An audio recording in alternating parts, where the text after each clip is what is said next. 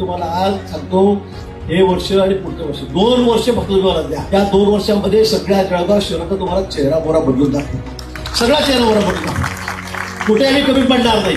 एकही रस्ता आपण असा बिना सिमेंटचा राहू देणार नाही.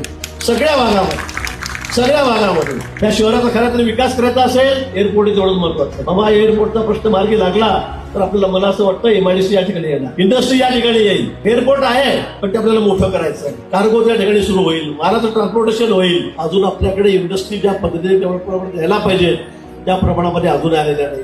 आणि म्हणून आपल्याला इंडस्ट्री आणून या 6 महिन्यात 8 महिन्यात मी मुख्यमंत्री मोदींच्या मागे लागलेलो आहे.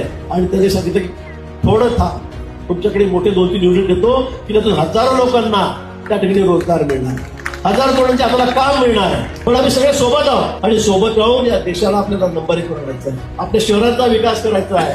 परवाच मनरेगाच्या ठिकाणी आपण जीरामजी योजना आणली, मजुरांसाठी योजना आहे, शेतकऱ्यांसाठी योजना आहे. तुम्ही बघा 4 दिवसात तुम्हाला कळेल काय योजना आणली. पण गावाचा उद्धार झाला. 11 वर्षामध्ये गॅस पासून, घरांपासून, पाण्याच्या नळांपासून, मोफत रेशन, अर्ध तिकीट, लाडक्या बहिणी, किती योजना आहे. कोणतं सरकार एवढं काळजी घेणार आहे? पहिलं सरकार आहे कोणतं. कारागिरांची काळजी घेतली, शेतकऱ्यांना 12,000 रुपये दर वर्षाला. त्या 2 वर्षामध्ये हे जळगाव शहर हे सर्वात सुंदर शहर या ठिकाणी असेल अशी ग्वाही मी आपल्याला या ठिकाणी देतो.